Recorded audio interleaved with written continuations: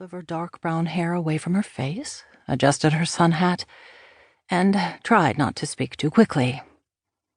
"This is Section 4, Jared.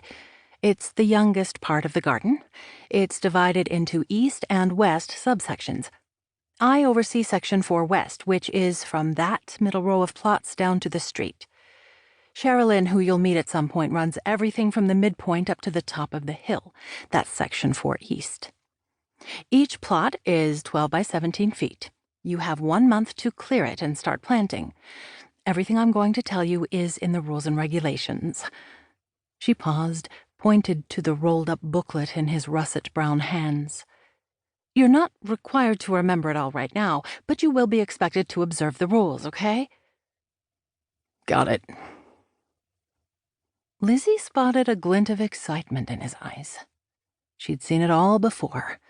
People started out with a newfound passion for gardening, but when the shininess wore off in 3 months' time, she was left with an abandoned plot full of weeds and lost ambition.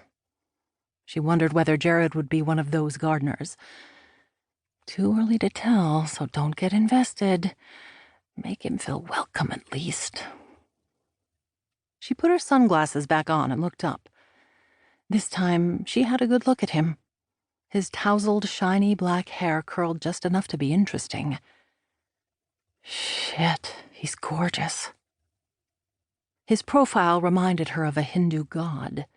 If Marvel were casting for Chakra the Invincible, he'd be perfect.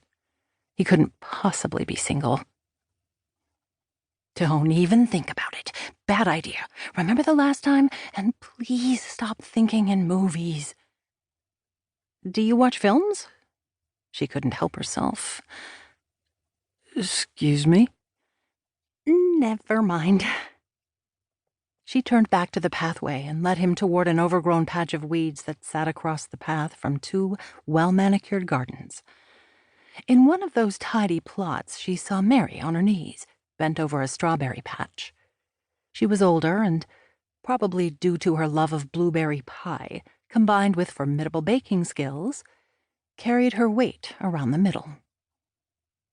Mary tried to blow a strand of silver hair away from her eyes, but it stuck to her mouth. She used one of her gloved hands to tuck the strand behind her ear, leaving a thin streak of soil across her olive complexion. Then she tightened the strap on her oversized straw hat. The tails of her denim shirt were dusty with soil, and brown smudges smeared the cuffs. Lizzie and Jared approached her plot. Mary, her back to them, was pulling snails from the strawberry patch and dropping them into a coffee can. She sat back on her heels and looked up from her work.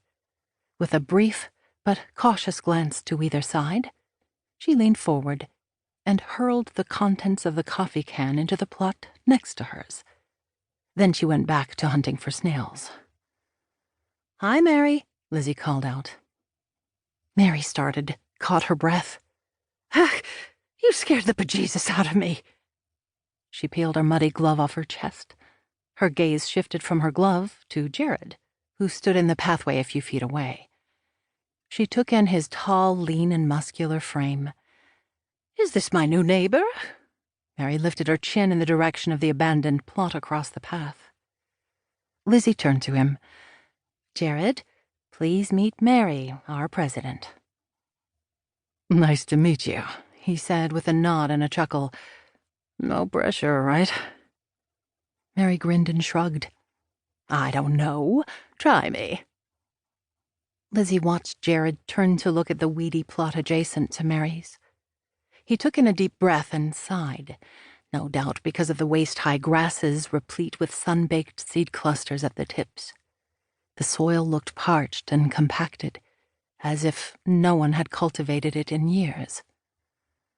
Strewn among the weeds were 2 broken plastic chairs, one upside down with weeds growing through holes in the seat.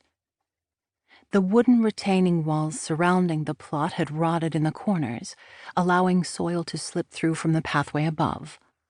Rusted pipe held the rotten wood in place. A tenuous construction at best. The wall appeared as though it would fall apart with the slightest touch. "This is it?"